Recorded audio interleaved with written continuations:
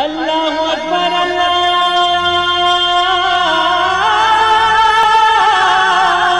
اکبر۔ السلام علیکم ورحمۃ اللہ وبرکاتہ۔ الحمدللہ رب العالمین والصلاة والسلام علی اشرف الانبیاء والمرسلین نبینا محمد وعلی آلہ وصحبہ اجمعین ومن تبعہم بإحسان الی یوم الدین، اما بعد۔ میرے دوستو، بزرگوں، اسلامی بھائیوں اور بہنوں، سامعین و سامعات کرام، صدائے حق سننے والے ساتھیوں، آج 21 جمادی الاولیٰ 1443 ہجری، 26 دسمبر 2021 عیسوی، 12 گتے پوس 2078 بکرمی، اتوار کا دن، میں محمد مستقیم مدنی صدائے حق کا پروگرام لے کر آپ لوگوں کی خدمت میں حاضر ہو گیا ہوں۔ یہ پروگرام آپ روزانہ junk Nandini FM 95.5 mega hertz پر 1:30 بجے سے 2:15 بجے تک سماعت فرما آ رہے ہیں۔ آج بھی انشاءاللہ تبارک و تعالیٰ سب سے پہلے تلاوت قرآن مجید اور اخیر میں ایک عالم کا خطاب سماعت فرمائیں گے۔ تو لیجیے سب سے پہلے تلاوت قرآن مجید سماعت فرمائیں۔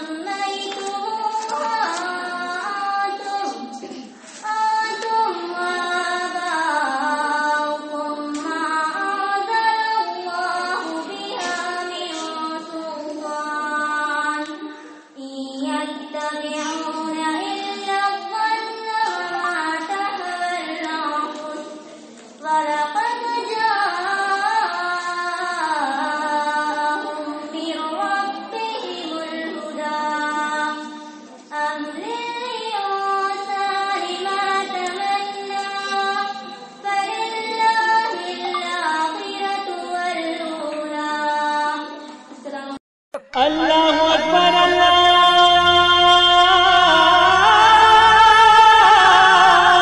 اکبر۔ بعدہ آج کا خطاب ہے فضیلت الشیخ جلال الدین قاسمی صاحب کا۔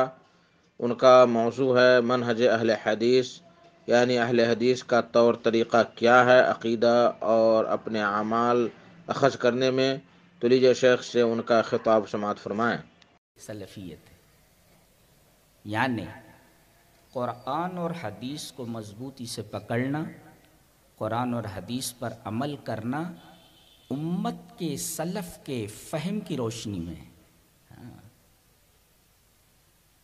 اس میں دو باتیں سمجھ میں آئیں۔ ایک تو قرآن و حدیث پر عمل کرنا ہے، لیکن قرآن و حدیث کو ہر ایک آدمی اپنے طریقے سے سمجھ کر کے عمل کرے، یہ نہیں چلے گا، بلکہ قرآن و حدیث کو ہم امت کے جو سلف ہیں ان کے فہم کی روشنی میں سمجھ کر کے عمل کرنا ہے۔ جی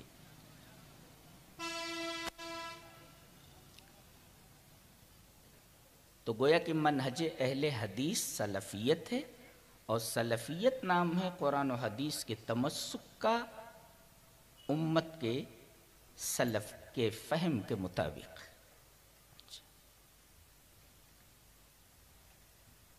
دلیل، پہلے دلیل لے لیں، قرآن و حدیث پر عمل کرنا ہے، اور پھر ہم دلیل دیں گے کہ قرآن و حدیث کو امت کے سلف کے فہم کی روشنی میں سمجھنا ہے۔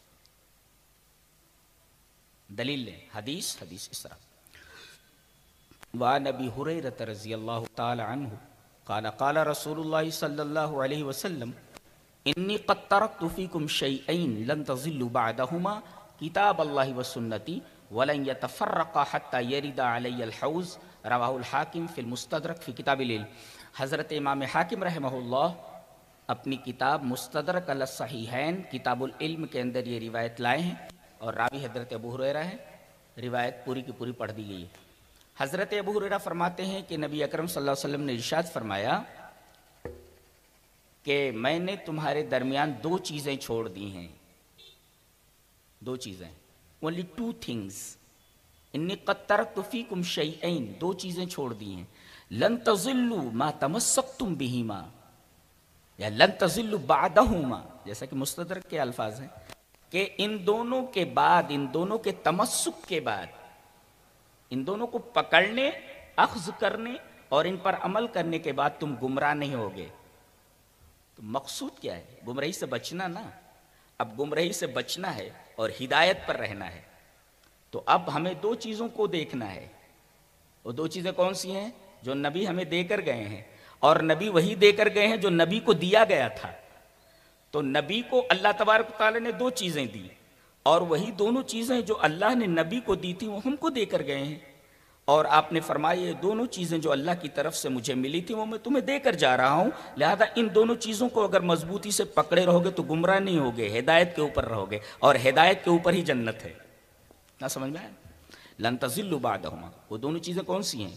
کتاب اللہ و سنتی، یہ دونوں چیزیں چھوڑی ہیں، اللہ کی کتاب اور میری سنت، قرآن اور سنت۔ التمسک بالقرآن والسنہ، قرآن اور حدیث کو مضبوطی سے پکڑنا، یہ ہمارا دعویٰ ثابت ہوا کہ سلفیت نام ہے قرآن و حدیث کو پکڑنے اور اس پر عمل کرنے کا۔ اب دوسرا، علی فہم سلف الامہ، امت کے سلف کے فہم کی روشنی میں ہر آدمی اگر قرآن کو اپنے طریقے سے سمجھنے لگے گمراہ ہو جائے گا، ہر آدمی حدیث کو اپنے انداز میں سمجھنے لگے اور سلف کے منہج کو چھوڑ دے گمراہ ہو جائے گا۔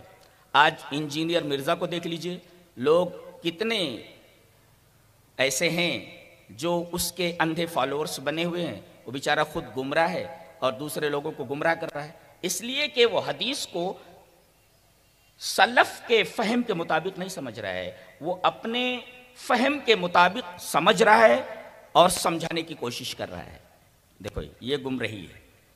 بہت سارے لوگ قرآن حکیم کو اپنے انداز سے سمجھنے لگے اور اہل قرآن کہلائے، وہ بھی ٹریک سے ہٹ گئے، اس لیے کہ ان دونوں نے قرآن و حدیث کو امت کے سلف کے فہم کی روشنی میں نہیں سمجھا۔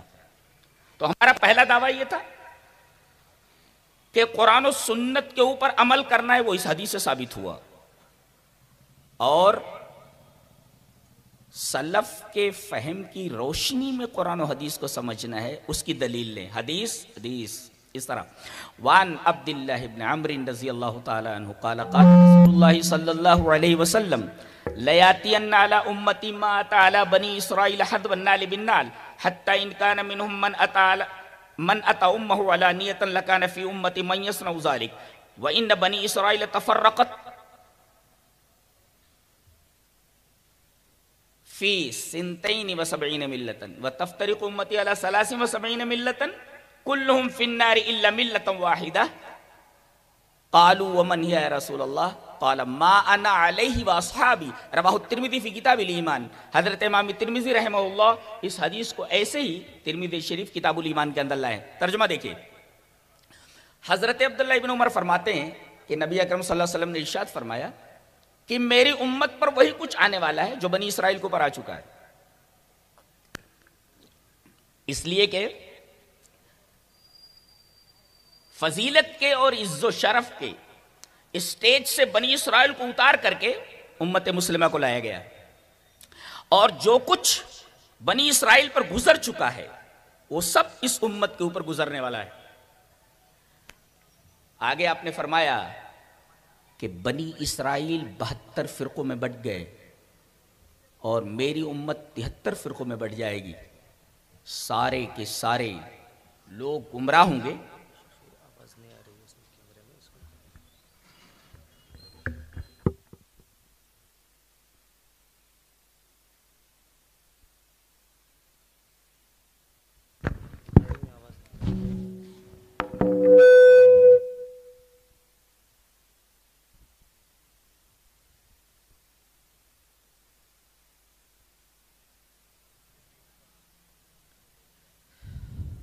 کنسنٹریشن ایسا کیوں کرتے ہیں آپ لوگ؟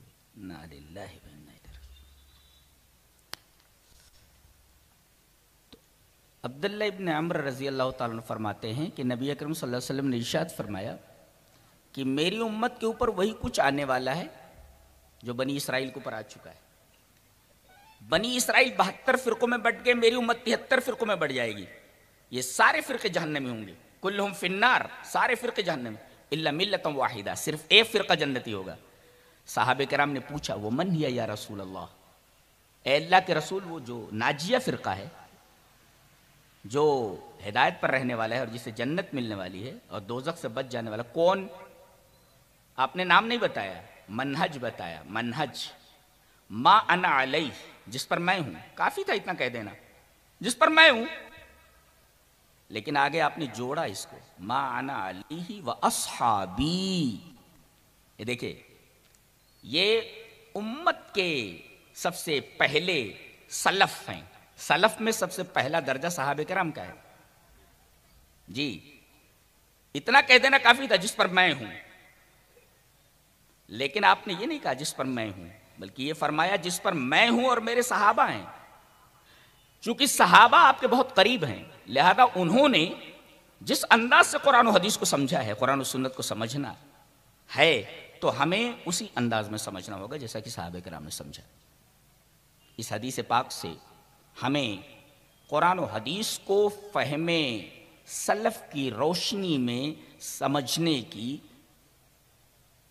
راہ ملتی ہے اور طریقہ ملتا ہے۔ اور اس کو تفصیل سے یوں سمجھ لیں کہ اہل حدیث کا جو منہج ہے وہ کیا ہے۔ آئیے ایک حدیث پہلے پڑھتا ہوں، علماء غور سے دیکھیں اس حدیث کو۔ حدیث اس طرح، پوری سند دے دیتا ہوں پہلے۔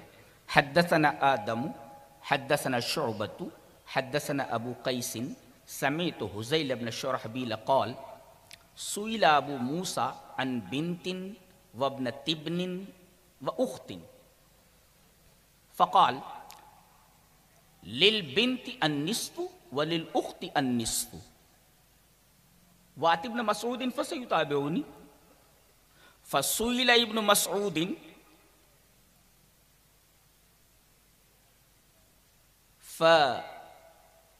وأخبر بقول أبي موسى فقال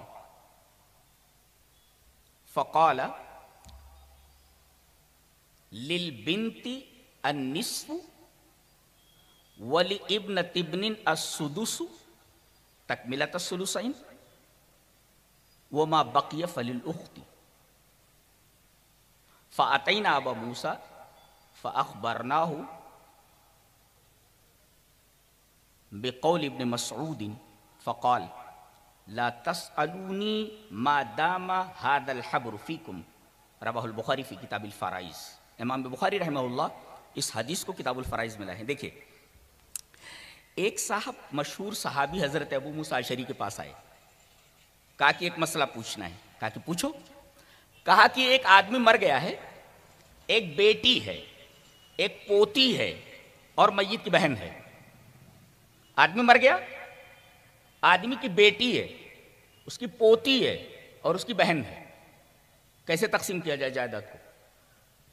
ابو موسیٰ اشعری نے اس طرح بتایا کہ للبنت النصف، لڑکی کو آدھا دے دیا جائے، میت کی جو بیٹی ہے اس کو آدھا دے دیا جائے، وللاخت النصف، اور بہن کو آدھا دے دیا جائے۔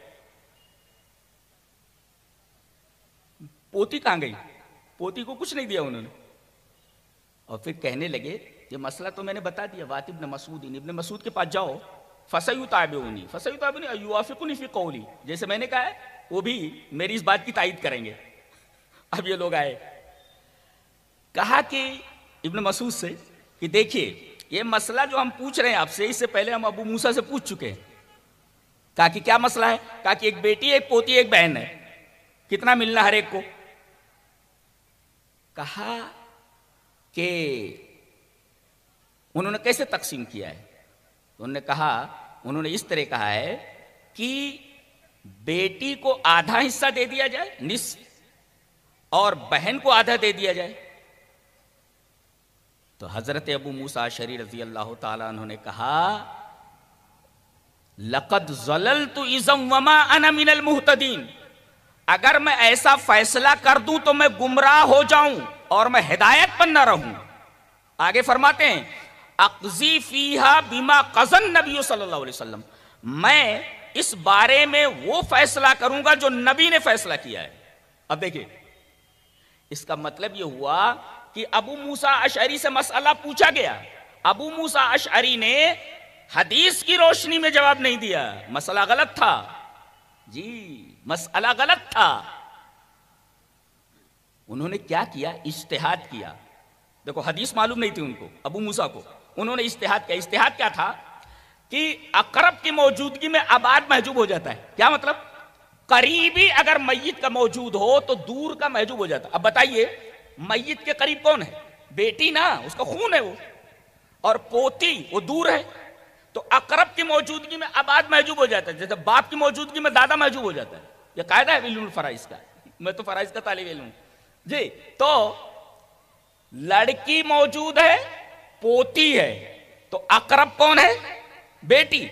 تو اقرب کی موجودگی میں جو دور والی ہے، بعید ہے جو، وہ محجوب ہو جائے گی، لہذا بیٹی کو کچھ نہیں ملے گا، اور یہ جو بہن کو آدھا مل رہا ہے یہ آیت کلالہ کی روشنی میں ہے۔ انہوں نے ایسا کیا، حدیث معلوم نہیں تھی، اجتہاد کیا کہ اقرب کی موجودگی میں ابعاد محجوب ہو جاتا ہے۔ یہ اجتہاد غلط ہوا، کیوں؟ اس لیے کہ ابو موسیٰ اشعری صحابی یہ جلیل ہونے کے باوجود مسئلہ غلط بتا رہے ہیں، اس لیے کہ یہ مسئلہ حدیث کے خلاف تھا۔ اب جب ابن مسعود کے پاس بات پہنچی تو ابن مسعود کے پاس حدیث موجود تھی، انہوں نے یہی کہا لقد ضللت اذا وما انا من المہتدین، اگر میں یہ فیصلہ کروں جو ابو موسیٰ نے فیصلہ کیا تو میں گمراہ ہو جاؤں گا۔ ایک نقطہ یہ ملا کہ حدیث کے جاننے کے باوجود اگر آدمی کے پاس حدیث موجود ہو، صحیح سند سے حدیث آ جائے، اگر اس کے خلاف فیصلہ کرتا ہے اور کسی آدمی کے اجتہاد کے اوپر جمع رہتا ہے، گمراہ ہے، وہ ہدایت کے اوپر نہیں ہے۔ یہ حدیث سے معلوم ہوا لقد ضللت اذا وما انا من المہتدین، جو فیصلہ ابو موسیٰ نے کیا ہے اگر میں کر دوں تو میں گمراہ ہو جاؤں، اس لیے کہ میرے پاس حدیث موجود ہے۔ ابو موسیٰ نے اجتہاد کیا، ان کو حدیث معلوم نہیں ہے۔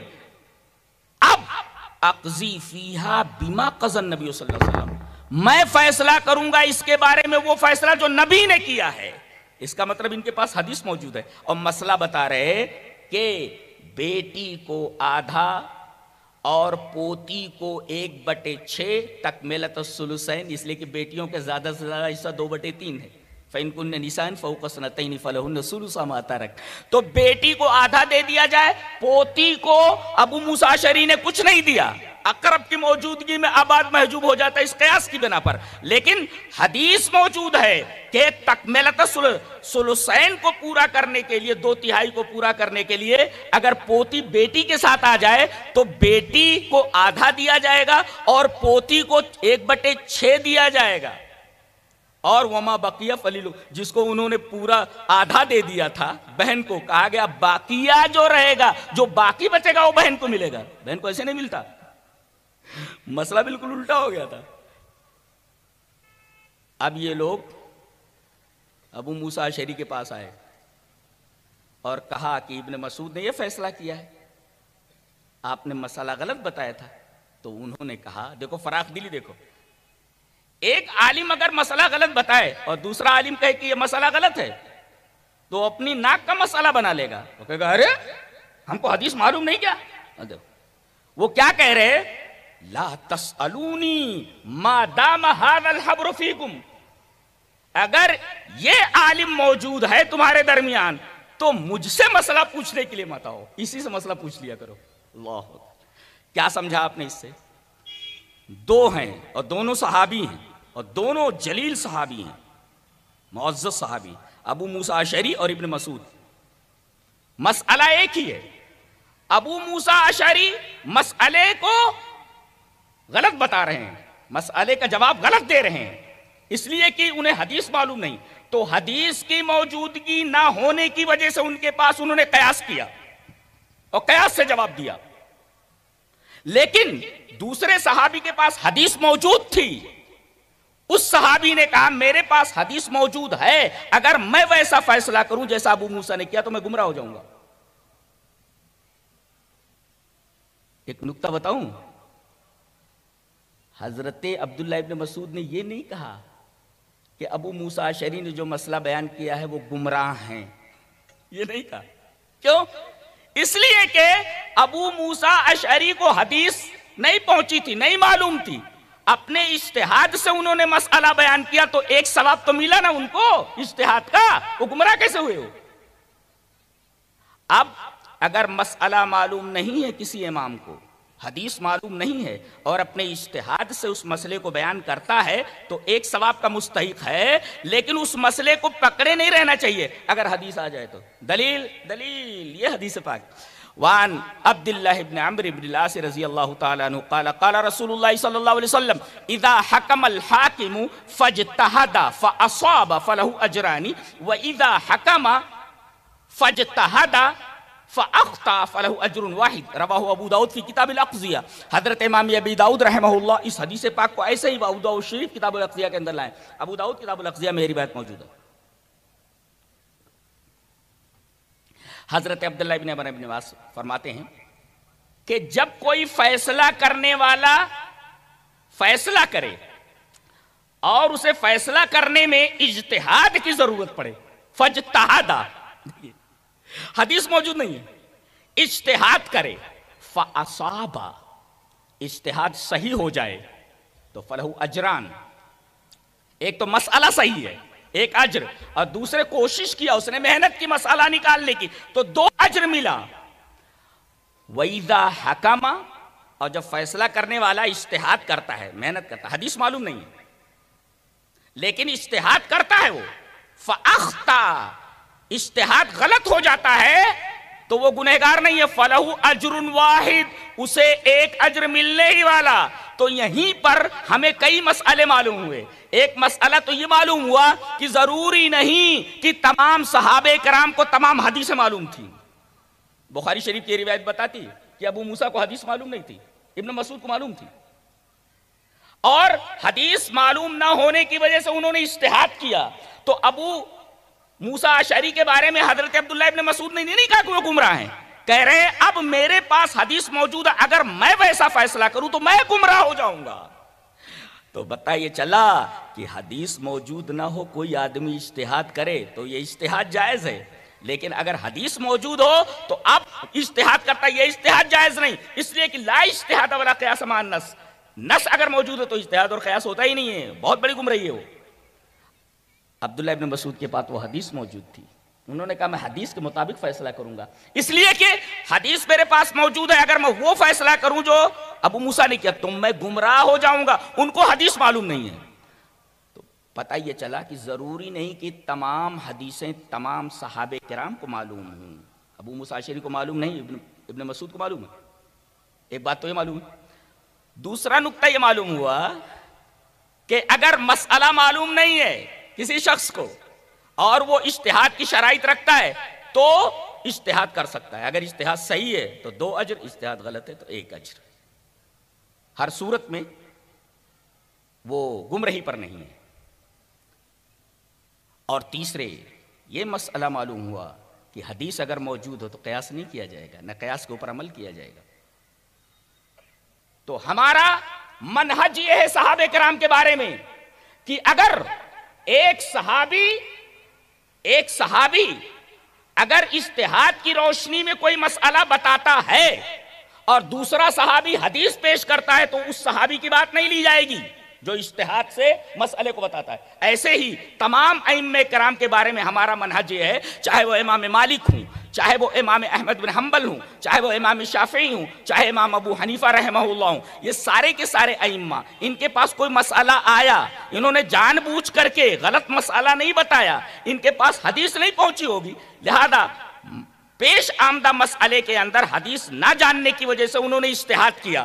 اب اجتہاد اگر غلط ہو گیا تو یہ ائمہ گمراہ نہیں ہے بلکہ ان کو ایک اجر ملنے والا یہ معلوم ہوا۔ تو ائمہ کرام کے بارے میں منہج اہل حدیث یہ ہے کہ تمام ائمہ کرام ہمارے نزدیک قابل احترام ہے، قابل تعظیم ہے، کہ ان کے پاس کوئی مسئلہ آیا، حدیث نہیں معلوم تھی، انہوں نے اجتہاد کر کے مسئلہ بتا دیا۔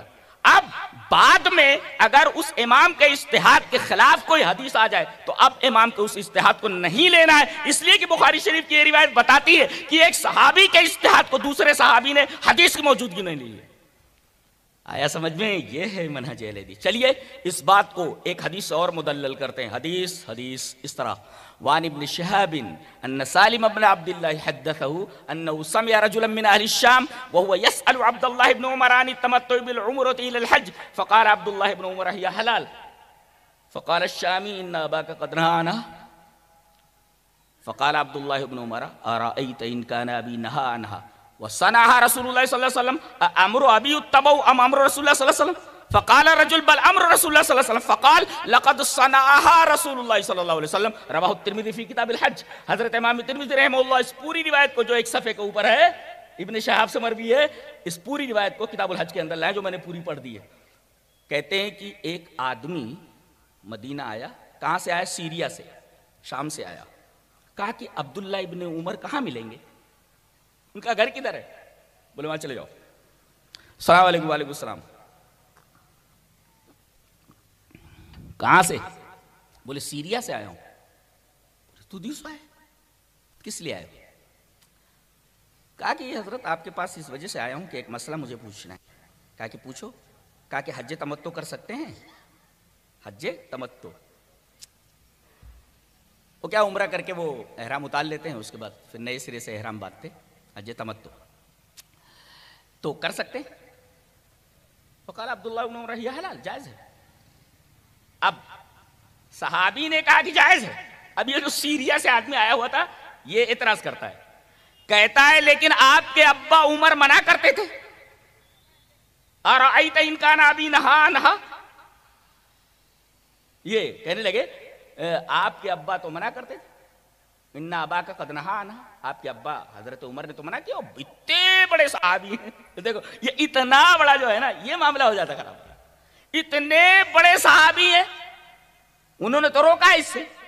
اب دیکھو بیٹا کیا بول رہا ہے، دیکھو وہ بھی صحابی ہیں، حج تمتع سے روکا ہے انہوں نے، اب بیٹا کیا بول رہا ہے، اب دیکھو کہتے ہیں سن، ارأیت ان کان ابی نہا عنہا وصنعها رسول اللہ صلی اللہ علیہ وسلم امر ابی یتبع ام امر رسول اللہ صلی اللہ علیہ وسلم، اے سن میرے باپ نے منع کیا ہے، ان ابی نہا وصنعها رسول اللہ صلی اللہ علیہ وسلم، رسول اللہ صلی اللہ علیہ وسلم نے کیا ہے، میرے باپ نے منع کیا ہے اور نبی نے کرنے کے لیے کہا ہے، تو اب میں یہ پوچھتا ہوں امر ابی یتبع ام امر رسول اللہ صلی اللہ علیہ وسلم، میرے باپ کی اتباع کی جائے گی، میرے باپ کی بات مانی جائے گی یا میرے رسول کی؟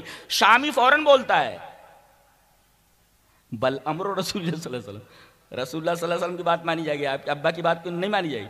تو حضرت عبداللہ ابن عمر فرما رہے لقد صنع رسول اللہ صلی اللہ علیہ وسلم، رسول اللہ صلی اللہ علیہ وسلم اس کے کرنے کی اجازت دی ہے، حالانکہ آپ نے حج قران کیا ہے، لیکن لقد صنع رسول اللہ صلی اللہ علیہ وسلم، آپ کا حکم بمنزلے کرنے کے، لقد صنع رسول اللہ صلی اللہ علیہ وسلم، رسول اللہ صلی اللہ علیہ وسلم نے کیا ہے۔ اب دیکھیے حضرت عمر کی بات نہیں لی جا رہی ہے حدیث رسول کے مقابلے میں، اور بیٹا تردید کر رہا ہے اپنے باپ کے اس عمل کی، یہ ہم حضرت عمر کی بات کو نہیں لیتے، کیوں؟ اس لیے کہ نبی کریم صلی اللہ علیہ وسلم نے اسے کیا ہے، ایک طرف میرے باپ کی بات ہے اور دوسری طرف ممانعت کی، اور دوسری طرف ہے کرنے کی، نبی نے کیا ہے یا کرنے کی جائے، تو کس کی بات مانی جائے؟ نبی کریم صلی اللہ علیہ وسلم کی بات مانی جائے۔ یہ دیکھیے یہ تمام صحابہ کرام کا عقیدہ بیان کیا جا رہا ہے کہ حدیث آ جانے کے بعد صرف نبی کریم صلی اللہ علیہ وسلم کی بات کو لیا جائے گا۔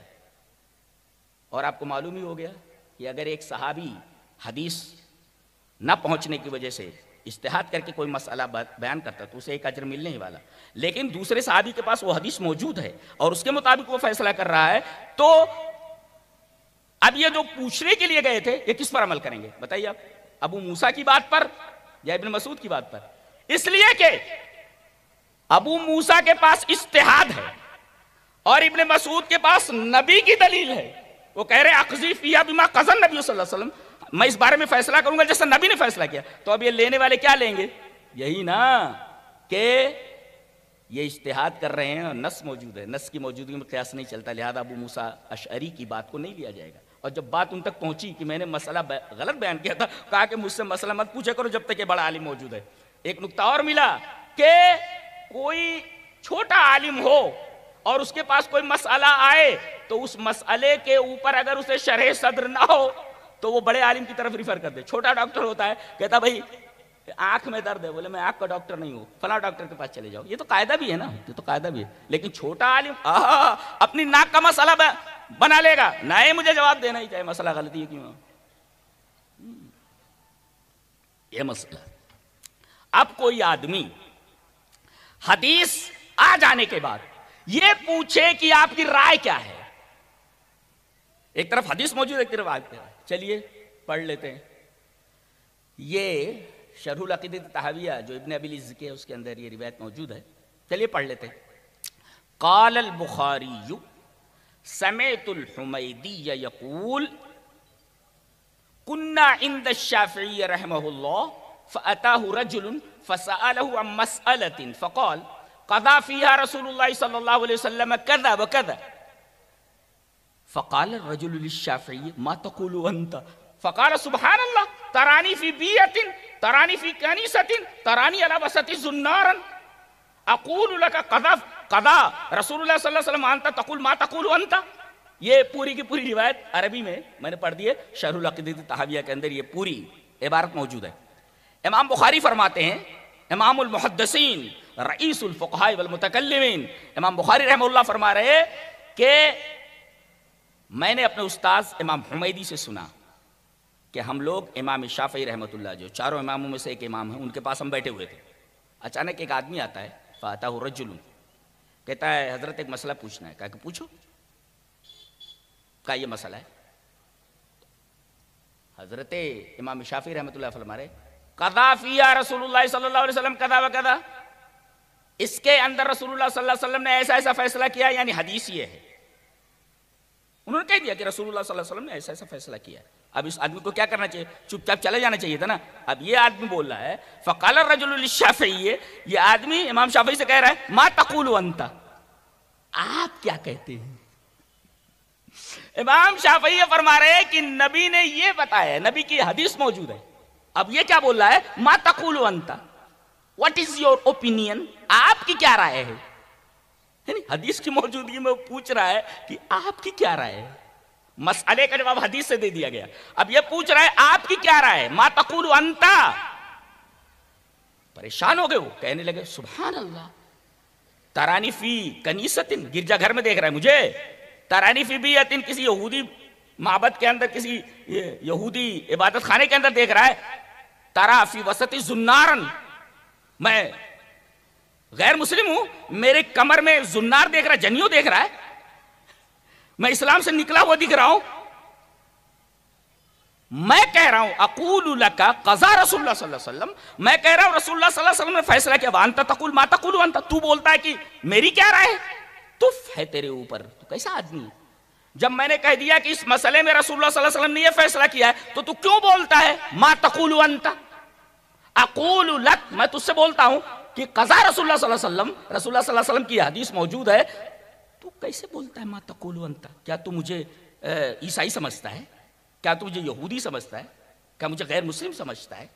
یعنی اتنی بڑی بات ہے. حدیث کو آ جانے کے بعد اگر کوئی آدمی کسی کی رائے جاننے کی کوشش کرے تو یہ بہت بڑی جرأت کی بات ہے، بہت بڑی جرأت کی بات ہے. امام شافعی رحمۃ اللہ علیہ نے بہت زبردست مسئلہ حل کر دیا ہے، بہت بڑا مسئلہ حل کر دیا ہے.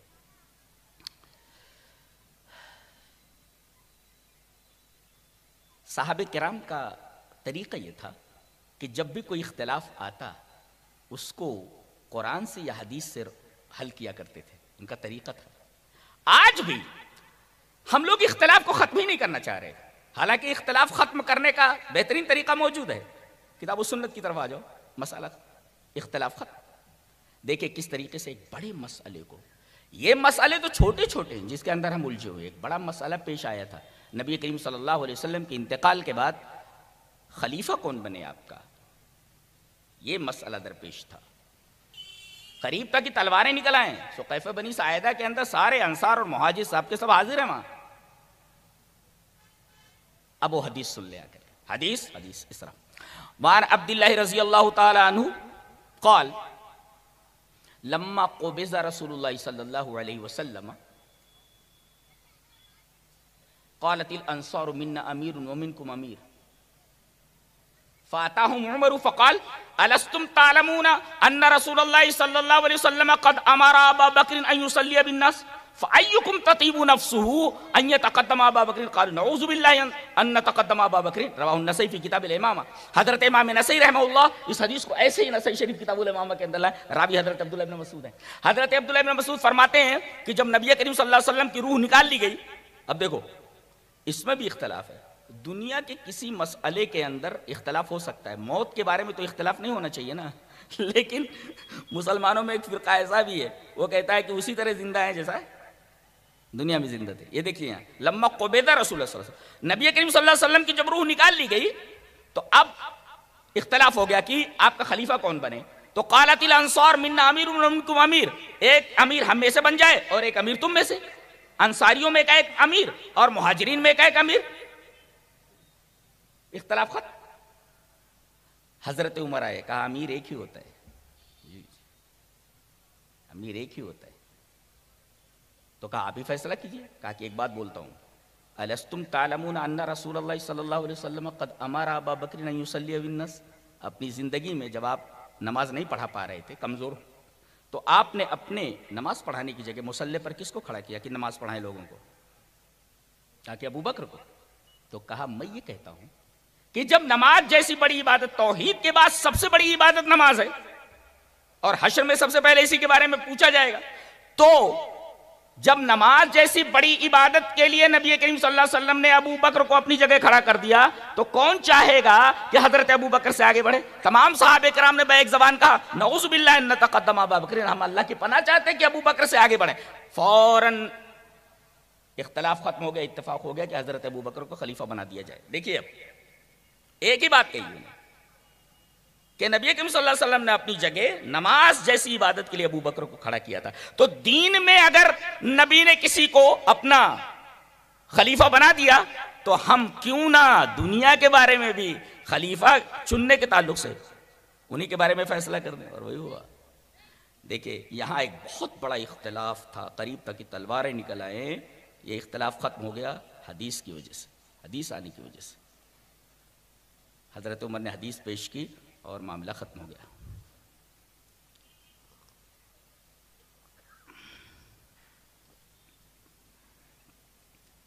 اب سوال یہ ہے کہ اہل الحدیث یا صاحب الحدیث کس کو بولتے ہیں؟ یہ بہت اہم بات ہے, سمجھنے جیسی ہے. آئیے چلیے خطیب بغدادی کی ایک کتاب ہے الجامع لاخلاق الراوی وآداب السامع, بہت اچھی کتاب ہے. اس میں ایک روایت کو, ایک اثر کو وہ صحیح سند کے ساتھ لائے ہیں. میں پوری سند پہلے پڑھتا ہوں. انبأنا محمد بن احمد ابن رزق حدثنا ابو جعفر محمد بن یوسف ابن حمدان الحمدانی قال سمعت ابا القاسم ابن منیع یقول قلت اذا اردت ان اخرج الى سوید بن سعید یا اذا اردت الخروج الى سوید بن سعید فقلت لاحمد بن حنبل یکتب لی الیہ فکتب وہذا رجل یکتب الحدیث فقلت یا ابا عبداللہ لک واللزوم لو کتبت هذا رجل من اصحاب الحدیث قال صاحب الحدیث عندنا من یستعمل الحدیث. یہ خطیب بغدادی رحمہ اللہ یہ الجامع لاخلاق الراوی و آداب السامع میں لائے ہیں. کیا ہوا کہ ابو القاسم ابن منی کہتے ہیں کہ مجھے سوید ابن سعید کے پاس جانا ہے, میں نے جانے کا ارادہ کیا تو میں نے امام احمد بن حنبل سے کہا، یہ چاروں اماموں میں سے ایک امام ہے، کہا کہ حضرت میں ان کے ہاں جانا چاہ رہا، سوید ابن سعید کے ہاں، تو آپ میرے تعلق سے کچھ لکھ دیں، میرے تعلق سے کچھ لکھ دیں۔ تو لکھ دیا انہوں نے، کہا ھذا رجل یکتب الحدیث، یہ آدمی حدیث لکھتا ہے، یہ لکھا انہوں نے، ھذا رجل یکتب الحدیث، یہ آدمی حدیث لکھتا ہے۔ اب جب انہوں نے دیکھا کہ میرے بارے میں اتنا ہی لکھا انہوں نے، یہ آدمی حدیث لکھتا ہے، تو انہوں نے کہا لکا وہ لزومی لو کتبتا، میں آپ کی بڑی خدمت کرتا اگر آپ لکھ دیتے۔ کیا لکھتے؟ ھذا رجل من اصحاب الحدیث، یہ آدمی اہل الحدیث ہے، یہ لکھ دیتے آپ، یہ لکھ دیتے آپ کہ یہ آدمی اہل حدیث ہے۔ آپ لکھ رہے ہیں کہ یکتب الحدیث، حدیث لکھتا ہے، یہ لکھ دیتے کہ یہ اصحاب الحدیث ہے، یہ اہل حدیث ہے۔ کہا کہ نہیں، صاحب الحدیث عندنا من یستعمل الحدیث، منہج دیکھ رہے ہیں آپ، ضروری نہیں کہ جو آدمی حدیث لکھتا ہو وہ حدیث کے اوپر عمل بھی کرتا ہو، حدیث کو مانتا بھی ہو۔ بہت سارے لوگ حدیث لکھتے ہیں مگر حدیث کو مانتے نہیں، بہت سارے لوگ حدیث پڑھاتے ہیں، حدیث کے اوپر عمل کہاں ہے؟ یدرس الحدیث یکتب الحدیث، لیکن حدیث کے اوپر عمل کہاں کرتا؟ وہ یہ دیکھو کہہ رہے ہیں صاحب اہل الحدیث ہمارے نزدیک ہوا من یستعمل الحدیث، یہ منہج عمل کرے، اور عمل کرنے سے پہلے حدیث کو حجت ماننا ضروری ہے۔ اس کا مطلب جو حدیث کو حجت مانتا ہو اور حدیث کے اوپر عمل کرتا ہو، دیٹ از کالڈ اہل الحدیث، یہ اہل حدیث ہوتا ہے۔ لکھنے والا ضروری نہیں کہ اہل حدیث ہو، پڑھانے والا حدیث کو ضروری نہیں کہ اہل حدیث ہو، بلکہ حدیث کے اوپر عمل کرنے والا یہ اہل الحدیث ہوتا ہے۔ اور عمل کرنے سے پہلے حدیث کو حجت ماننا ضروری ہے۔ کتنے لوگ جو حدیث کو حجت نہیں مانتے، کتنے لوگ جو حدیث کو لکھتے ہیں، ضروری نہیں کہ وہ اہل حدیث ہو، کتنے لوگ جو حدیث کو پڑھاتے ہیں، ضروری نہیں کہ وہ اہل حدیث ہو۔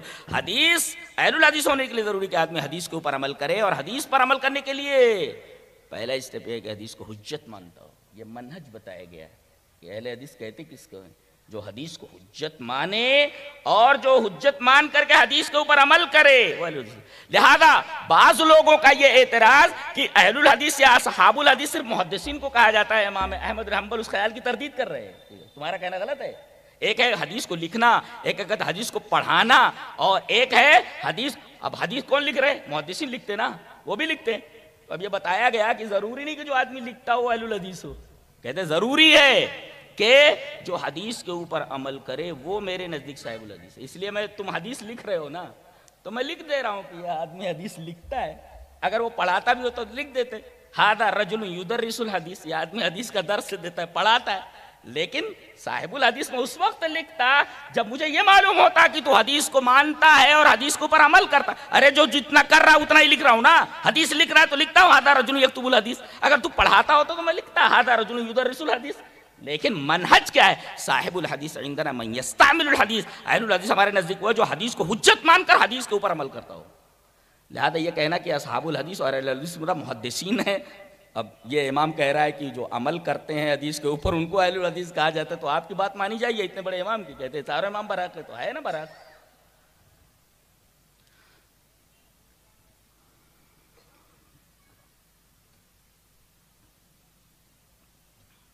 اور یہ لفظ امام ترمذی رحمۃ اللہ، ترمذی تو ہر ایک کے یہاں پڑھائی جاتی ہے، ترمذی ہر ایک کے یہاں پڑھائی جاتی ہے۔ چلیے وہ حدیث پڑھ لیتے۔ حدیث اس طرح وعن معاویة بن قرة عن أبيه قال قال رسول الله صلى الله عليه وسلم إذا فسد أهل الشام فلا خير لكم لا تزال طائفة من أمتي منصورين لا يزرهم من خذلهم حتى تقوم الساعة قال محمد بن اسماعیل قال علی بن المدینی ہم اصحاب الحدیث رواہ الترمذی فی کتاب الفتن۔ حضرت امام ترمذی رحمہ اللہ اس حدیث کو ترمذی شریف کتاب الفتن کے اندر لائے۔ راوی حضرت معاویہ بن قرہ جو اپنے باپ سے روایت کرتے ہیں کہ نبی اکرم صلی اللہ علیہ وسلم نے ارشاد فرمایا جب شام کے لوگ خراب ہو جائیں تو تمہارے لیے کوئی خیر نہیں ہے، اور آپ نے فرمایا لا تزال طائفۃ من امتی منصورین، ایک گروہ ایسا ہوگا، ایک ایسا ہوگا جس پر اللہ کی نصرت ہوگی، جس پر اللہ کی مدد ہوگی۔ اچھا، لا یضرهم من خذلهم، دنیا انہیں ذلیل کرنے کی کوشش کرے گی لیکن ان کو کوئی تکلیف نہیں پہنچا سکتی۔ جی، اور یہ طائفہ کون ہے، اس کا نام کیا ہے؟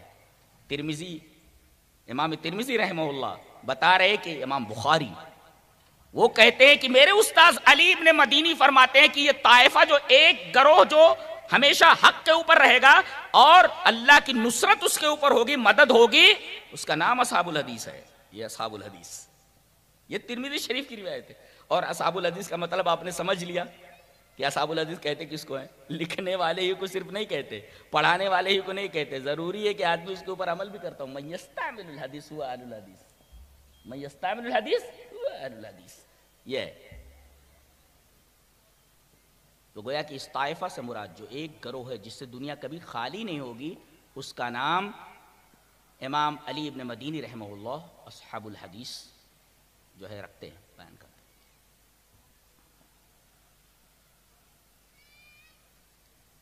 اب تک کے اس پورے بیان سے، اس طول کلامی سے آپ کی سمجھ میں کیا آیا؟ پورا منہج سمجھ میں آ گیا، پورا منہج اہل حدیث کا سمجھ میں آیا کہ صحابہ کرام کے بارے میں اہل الحدیث کا منہج کیا ہے،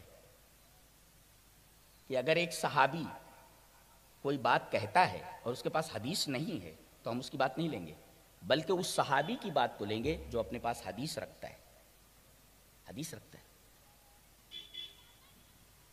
اور یہی حکم ہم ائمہ کے اوپر لگائیں گے۔